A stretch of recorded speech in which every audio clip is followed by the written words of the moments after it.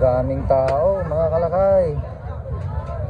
Ito yung isang pwesto natin sa isang bayan, oh. Pag market day, ganito yung tao karami, oh. Marami. Pero yung sa bilihan ng fried chicken ay konti lang. At least may bumibili mga kalakay. Pero maaga kasi, maaga pa lang, kaya konti pa lang bumibili.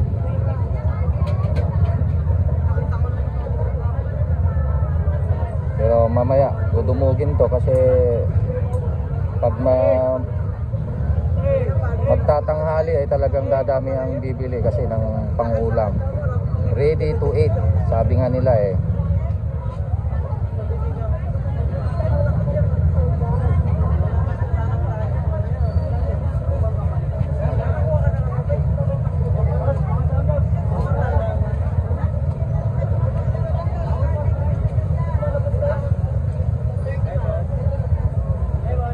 Ayun, tumulong na si Kabakag.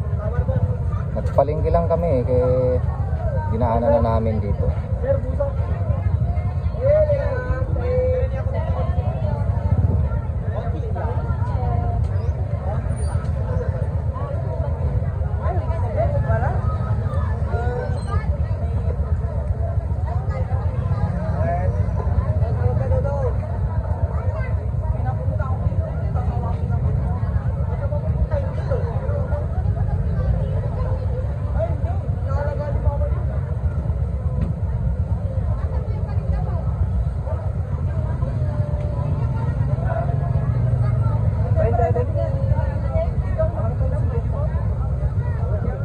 Natin yung loto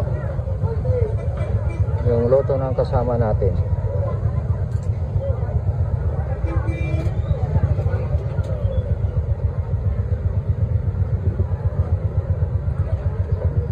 May tubig pa rito, oh. Umulan kasi kahapon kaya maraming tubig.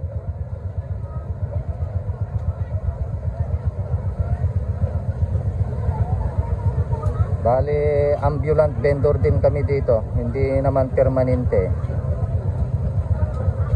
Pwedeng mailipat-lipat kung ano yung gusto ng market management na pwesto, eh doon kami. Kaya ito, tent lang ang ano namin, pwesto namin, no? Tent lang, saka yung cart eh nabubuhat yan. Binuhat-buhat namin yan pagka ililipat kami. Gaya ng mga vendors dito na mga nagtitinda, mga ambulant vendors, lahat po yan. Ibig sabihin po ng ambulant vendors ay pwedeng ilipat-lipat. Yan mga kalakay.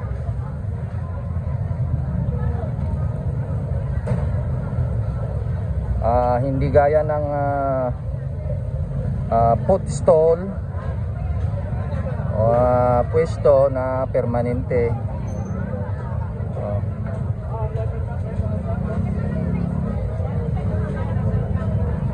Dito kasi talagang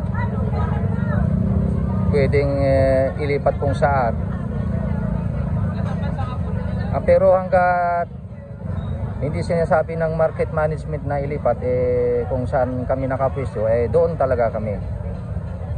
Sumusunod lang kami sa market management.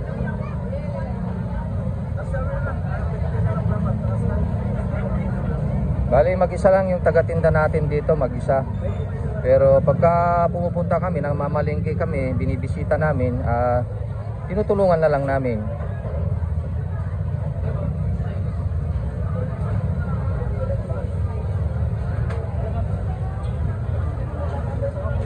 Ayan, daming taong namamalingki. Kasi market date talaga ngayon, market date. Pero pagka regular days,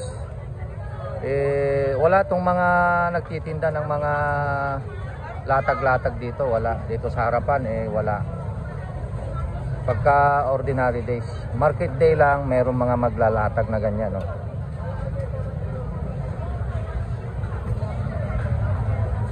Ayan, nagtitinda ng mga kakanin, oh. Daming customer, guys. Sana oil. Oh, hindi pa niya alam kung sino yung aabutan niya, oh. Ayan.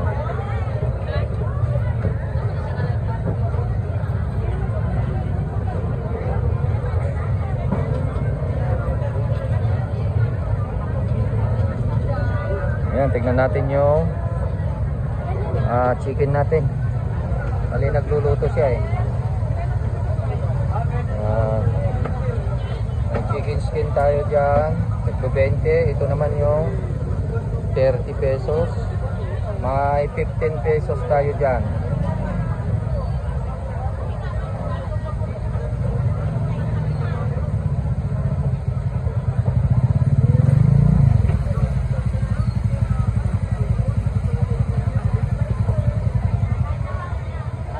Yung katabi natin ay hindi pa nakaluto. Kaya ayan, tayo nakaluto na, kaya meron na tayong napagbentahan.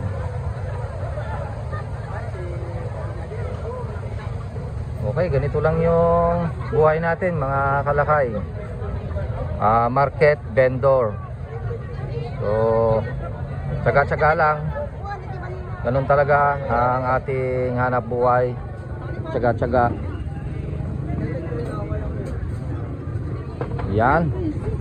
Okay, uwi na tayo. Nakapalingki na tayo eh. Oh. Meron na tayong pinalingki dito mga karne ng baka, baboy. Yan, papaitan. Alright, let's go.